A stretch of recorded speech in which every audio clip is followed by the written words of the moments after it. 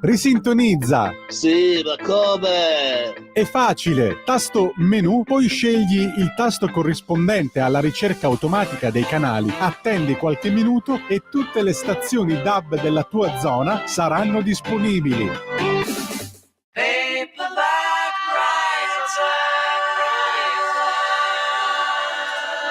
Va ora in onda Alta Tiratura con Alessandro Gnocchi.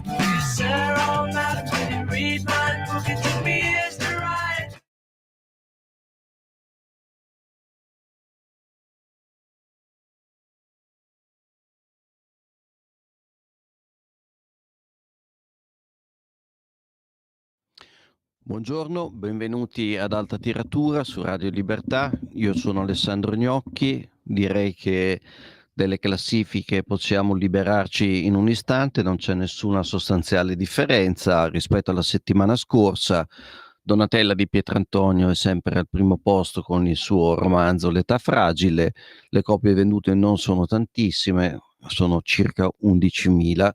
E per il resto la classifica è pressoché identica, appunto, come si diceva alla settimana scorsa. Noi vorrei presentarvi invece una sorta di guida politicamente scorretta alle Olimpiadi di Parigi, che ovviamente da una settimana dominano il dibattito pubblico. Innanzitutto partiamo dalla cerimonia di inaugurazione che ha fatto tanto discutere. Si è svolta lungo la Senna, c'erano dei quadri, dei tableau vivant fatti di ballerini, c'erano gruppi rock, c'erano le star del pop, mancavano, qualcuno ha detto non mancavano i politici, mancavano invece gli sportivi, qualcuno ha detto. Ma non è di questo che vi vogliamo parlare, vi vogliamo parlare di ciò che ha destato stupore e scandalo. Innanzitutto quindi la parodia in chiave gender dell'ultima cena di Leonardo da Vinci, con appunto una serie di pittoreschi personaggi nei panni di Cristo e degli Apostoli. Un altro momento che ha fatto discutere e che secondo me vale la pena di ricordare, anche se è forse meno clamoroso rispetto all'episodio dell'ultima cena, è l'entrata in scena di Maria Antonietta, la regina di Francia, decapitata nel 1793 con in braccio la sua testa. Ora, brevemente su Maria Antonietta, quello fu un atto di barbarie che inaugurò in un certo senso il terrore rivoluzionario, cioè l'epoca in cui i giacobini mandavano a morte per ghigliottina tutti gli oppositori politici, con una furia moralizzatrice che poi avrebbero anche rivolto verso se stessi, verso i propri capi. Ricordo che solo per la ghigliottina morirono in 17.000 in pochissimo tempo, e che altre 25.000 persone morirono per esecuzioni sommarie. La ex regina di Francia, Maria Antonietta, fu accusata di alto tradimento. Era un'accusa comica, del tutto indimostrata, anche perché appunto Maria Antonietta era comunque prigioniera da 4 anni, quindi non è che potesse cospirare con le potenze straniere. Per cui questa parodia presa in giro di Maria Antonietta decapitata, io ho trovato che sia stato un vero momento di barbarie della trasmissione. Ma veniamo appunto all'ultima cena, che è quella che ha fatto più discutere. Ovviamente prima gli organizzatori hanno cercato di negare che si trattasse di una parodia dell'ultima cena, poi di fronte all'evidenza e di fronte alle proteste dei vescovi, soprattutto di quelli francesi, hanno dovuto gli organizzatori chiedere ufficialmente scusa, perché appunto la cosa non era di buon gusto. Ma ovviamente c'è di più, cioè proviamo a inquadrare questo problema in quello che è la cultura europea. Per farlo abbiamo una serie di testi eccezionali e in particolare io vi voglio consigliare L'identità infelice del filosofo e finissimo scrittore Alain Finkielkraut, francese quindi. Non è un libro appena uscito, è un libro che ha circa una decina di anni, però paradossale, è del 2005, quindi ha 9 anni, ma insomma non ha perso di attualità e anzi, come dire, i fatti ogni giorno purtroppo gli danno ragione, verificano e rendono reali quelle che erano le sue tesi e le sue ipotesi. Finkielkraut ci spiega per l'identità infelice è l'identità di noi europei e ci spiega in sostanza perché l'Europa è vittima di quella che un altro filosofo conservatore inglese, Roger Scruton, ha chiamato oicofobia, che significa odio per se stessi. Quindi perché noi prendiamo in giro la religione cattolica, il cristianesimo e solo quello ovviamente, solo il cristianesimo, mai non si può toccare l'Islam. Chi ci ha provato, Charlie Hebdo, ha pagato con la vita. Sì, in quei giorni eravamo tutti Charlie Hebdo, ma poi abbiamo visto che non erano tutti Charlie Hebdo, che non eravamo tutti Charlie Hebdo. Comunque, Finkielkraut appunto ci spiega, secondo me, perché noi prendiamo in giro, siamo portati a sminuire, a rifiutare quella che è l'identità europea, che indubbiamente si fonda sul cristianesimo. Questo è un dato di fatto innegabile. Allora, vi leggo un passaggio di questo libro.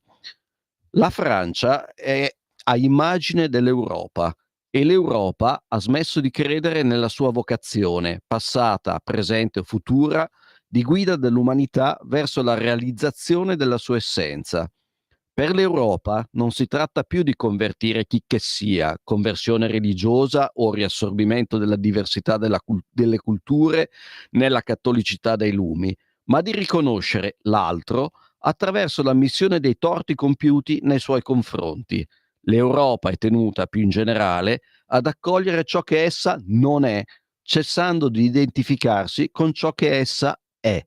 I suoi chierici, sul finire del XX secolo, non prendono le difese dell'illuminismo contro il romanticismo, ma prescrivono una cura da cavalli contro ogni hubris, il romanticismo verso gli altri. Se l'Europa deve denazionalizzarsi e rinunciare a ogni predicato identitario, è perché possano svilupparsi liberamente le identità che la sua storia ha maltrattato, cioè in parole provo a sintetizzare. Il politicamente corretto ci impone di rispettare le minoranze e fino a un certo punto è ovvio, è giusto che sia così, tutte le persone di buon senso rispettano le minoranze. Altra cosa invece è pretendere che quelle minoranze, alcune delle quali peraltro sono inventate di sana pianta anche dal punto di vista storico, prendano il posto di ciò che noi effettivamente siamo, come se ciò che noi siamo, riassumiamo cristianesimo più liberalismo, fosse qualcosa di cui vergognarsi, perché nel corso della nostra storia, come tutte le civiltà, abbiamo compiuto anche degli errori tragici per il resto del mondo. Però questo non significa che si debba buttare a mare tutto quello che siamo, anche perché nessuna civiltà è riuscita a coniugare ricchezza e libertà come la nostra, e quindi vuol dire che qualcosa di giusto c'è. E c'è un passaggio nel libro di Finkielkraut che appunto analizza anche questo passaggio, ovvero vado a leggere: l'Europa, dopo il colonialismo e le tragedie del XX secolo, ha scelto di denazionalizzarsi e di rinunciare a ogni predicato identitario. Dice Finkielkraut, la nostra eredità, che non fa certo di noi degli esseri superiori, merita di essere preservata, nutrita e trasmessa tanto agli autoctoni, cioè a chi è nato qua, quanto ai nuovi arrivati, cioè agli immigrati. Resta da capire, in un mondo che sostituisce l'arte di leggere con l'interconnessione permanente, cioè con internet, con i social e così via, e che stigmatizza l'elitarismo culturale in nome dell'uguaglianza, cioè vuole decidere quali sono le buone idee per alzata di mano e non secondo competenza e secondo gli studi. Se c'è, riprendo il filo, bisogna capire se c'è ancora qualcosa da ereditare e trasmettere, e questo ci dice che, diciamo, la battaglia culturale che va combattuta parte sicuramente dai banchi di scuola, che sono il posto dove dobbiamo trasmettere il senso delle nostre radici sia a chi viene da fuori, sia a noi stessi, sia ai nostri figli. Dobbiamo imparare a apprezzare quello che l'Europa ha dato, l'Occidente in generale ha dato di buono al mondo, che non è poco. E questo secondo me spiega appunto questi momenti della cerimonia di inaugurazione che tanto scalpore hanno destato.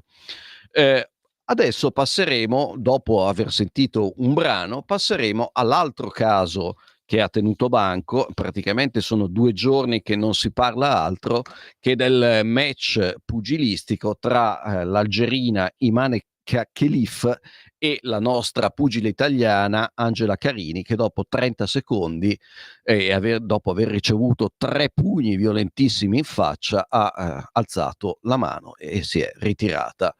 Naturalmente dopo vi parleremo bene di chi è Imane Khelif e perché è successo questo fatto. Per adesso ascoltiamo una canzone degli anni 70, si intitola Public Image, dei Public Image Limited, che sono gli eredi dei Sex Pistols.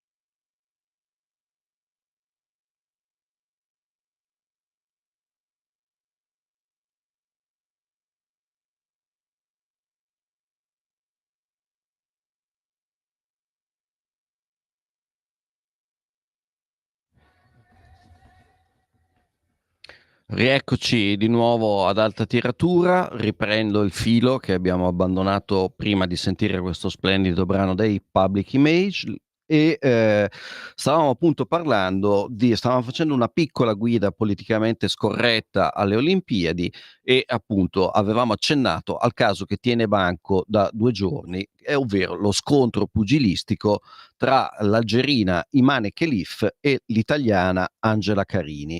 È finita l'incontro, è finito dopo 30 secondi, la Carini ha preso 3 pugni devastanti dall'algerina e si è ritirata perché ha avuto paura per la sua salute. Da dove nasce tutta la questione? Nasce dal fatto che Imane Khelif è, come si dice, come ho appreso che si dice, è intersessuale, ovvero è donna di nascita, ma ha anche delle caratteristiche biologiche maschili e in particolare la produzione di testosterone. Naturalmente il testosterone influisce come dire, sulla massa muscolare e anche sull'aggressività e quindi diciamo sulla forza dei pugni che il pugile, la pugile in questo caso, può tirare. Qual è il problema? Il problema, Imane Khelif è del tutto innocente di qualunque cosa, lei si attiene alle regole e il problema però è appunto è chi fa le regole, perché la federazione di box ha escluso la Khelif dai combattimenti con le donne perché ha dei livelli di testosterone troppo alti.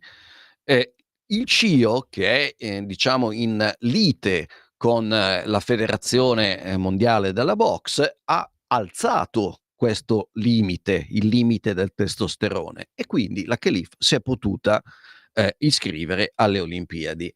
Naturalmente ha, come dire, un vantaggio che è un po' rende impari gli scontri, come abbiamo visto. Ovviamente non è colpa sua, anzi lei fa quello che è prescritto dalle regole, ma il sospetto, ed è questo che ha suscitato la discussione, è che il CIO, per fare le Olimpiadi inclusive, abbia alzato un po' troppo, abbia, come dire, sì, abbia abbassato un po' troppo cioè abbia voluto includere a tutti i costi anche Imane Khelif, con il risultato paradossale di andare a discriminare le sue avversarie, perché ovviamente abbiamo visto la Carini prendere una scarica di pugni senza opporre resistenza. Il primo le ha spostato di metà il casco protettivo, il secondo gliel'ha fatto volare, il terzo è un pugno al mento che ha posto fine all'incontro.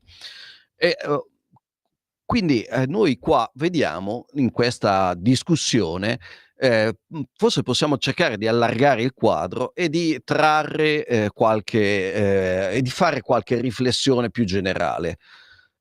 Cosa è successo nella nostra cultura? Un tempo la divisione tra i sessi, donne e maschi, era un fatto eminentemente biologico. Certo, ci sono casi come quello appunto del pugile algerino che sono un po' al limite, però diciamo che per la cultura generale, per l'opinione pubblica mondiale, la divisione era biologica. A un certo punto sono arrivate delle teorie che noi descriviamo con il termine gender, che hanno invece delle teorie che hanno invece spostato cambiato il modo in cui si intende il sesso. Secondo le teorie gender, il sesso è una costruzione culturale, non è naturale. Quindi se io mi sento donna, io sono donna a tutti gli effetti. E però noi abbiamo visto in questo caso come questa cultura, diciamo, portata all'eccesso, finisca col creare il caos, la confusione più completa tra maschi e femmine. Questa teoria gender, diciamo, è ben affrontata, una buona introduzione è quella fatta dal giornalista Giulio Meotti in un libro che si intitola Gender, il sesso degli angeli e l'oblio dell'Occidente. appunto si spiega in queste pagine che il sesso percepito è diverso da quello biologico e quindi donna, uomo o altro si diventa e non si nasce. Però ci sono delle controindicazioni. Nell'introduzione un grande pensatore francese, anche lui finissimo scrittore come Finkielkraut, Richard Millet, scrive: un nuovo spettro ha iniziato a infestare l'Occidente, il gender, emerso dal calderone degli studi di genere americani, perché questo insieme di teorie nasce nelle università americane, calderone degli studi che sta plasmando nuove norme sessuali e il discorso che le accompagna, pervertendo anche il genere grammaticale con una scrittura inclusiva. Questo postumanesimo è un anti-umanesimo, un allontanamento dal umano, un divenire ibrido. Ora, ma perché parte della società vuole questo divenire ibrido? E qui c'è una spiegazione che offre invece Meotti. La sinistra aveva promesso di cambiare la società e ha fallito. Ora si propone di cambiare l'uomo. Sopprimere la differenza sessuale con il pretesto che una differenza è una disuguaglianza e intraprendere la strada della decostruzione, anzi della costruzione, scusate, di un nuovo essere umano liberato dal suo sesso. Un altro scrittore, Pierpaolo Pasolini, avrebbe detto che in nome della tolleranza si cerca di creare un essere umano che non è né maschio né femmina, perché perché deve essere perché noi tutti dobbiamo essere consumisti allo stesso modo, desiderare le stesse cose e essere uguali. È una questione di economia di scala che favorisce le grandi imprese. Niente sesso, non dobbiamo essere uno diverso dall'altro, dobbiamo desiderare tutti lo stesso tipo di scarpa. Comunque, vabbè, non voglio parlarvi di Pasolini, voglio invece ritornare su il politicamente corretto e voglio consigliarvi altri due libri che secondo me spiegano bene la direzione in cui stiamo andando, anzi in cui siamo già andati. Il primo è un classico, è La cultura del pianisteo di Robert Hughes. Qui in Italia è uscito nel 93, però è un libro degli anni 80 e questo è il primo libro ad aver avuto una grandissima risonanza in tutto il mondo che affronta il tema del politicamente corretto nell'istante stesso in cui sta nascendo. E ci dice Robert Hughes che il politicamente corretto è un affare di vittimismo. Perché?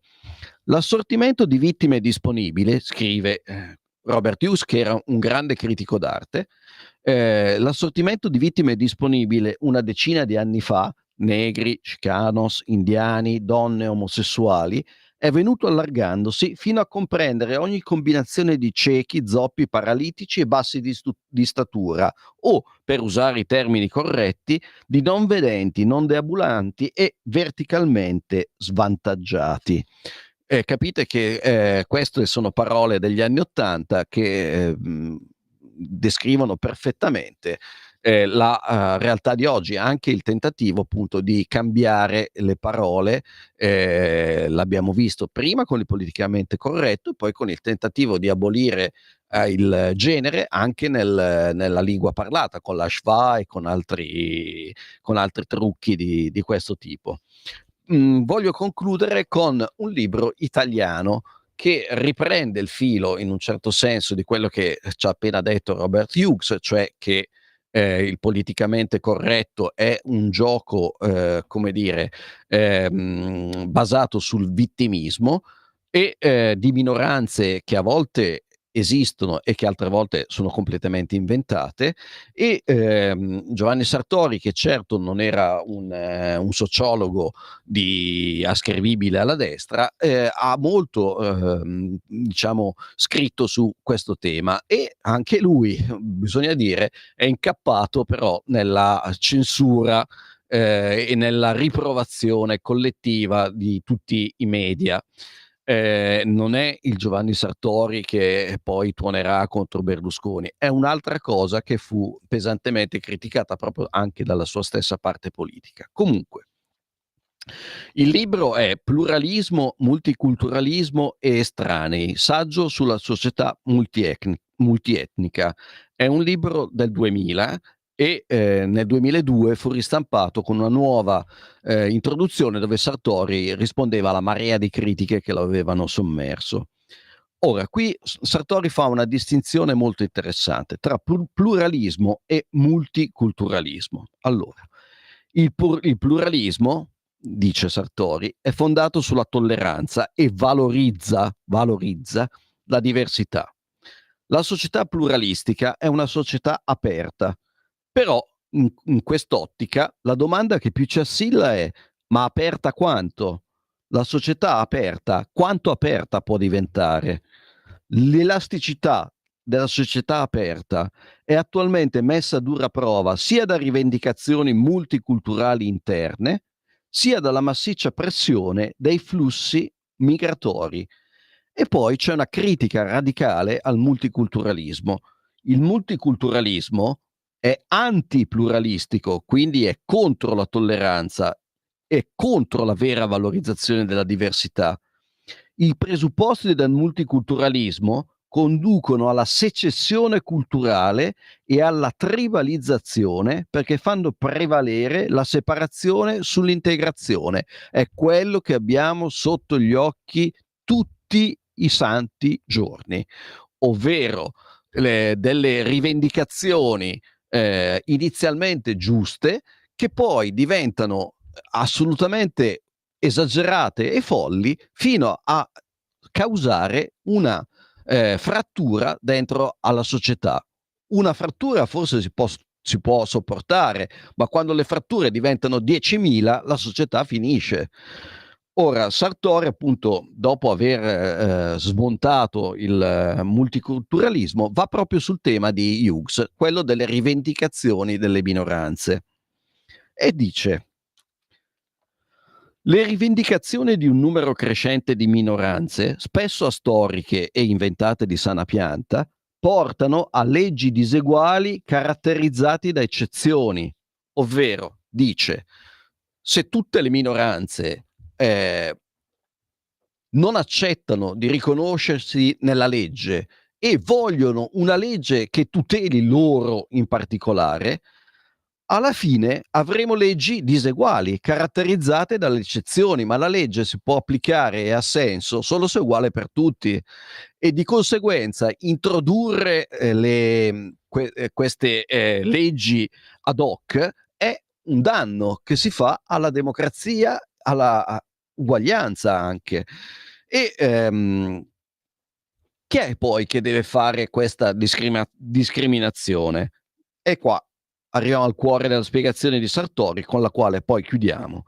I diritti di cittadinanza dello Stato liberale sottraggono l'individuo all'arbitrio perché le leggi si applicano senza distinzioni. Al contrario, la moltiplicazione dei diritti attribuiti in funzione dell'appartenenza a una minoranza culturale e protetti da leggi ad hoc porta alla frammentazione e reintroduce l'arbitrio. Allo Stato è attribuito il dovere di intervenire e il potere di discriminare, ma lo Stato non è retto sempre da persone super partes. Netto il giudizio quindi che Sartori dà. Il passo all'indietro dovuto a questo vittimismo e dovuto al multiculturalismo è mastodontico. Quindi pensiamo bene quando siamo di fronte a eventi come la cerimonia di inaugurazione delle Olimpiadi e il caso dell'incontro di pugilato, pensiamo sempre che tutto sommato, se fanno discutere è perché rimandano a temi più generali che sono dentro alla nostra società.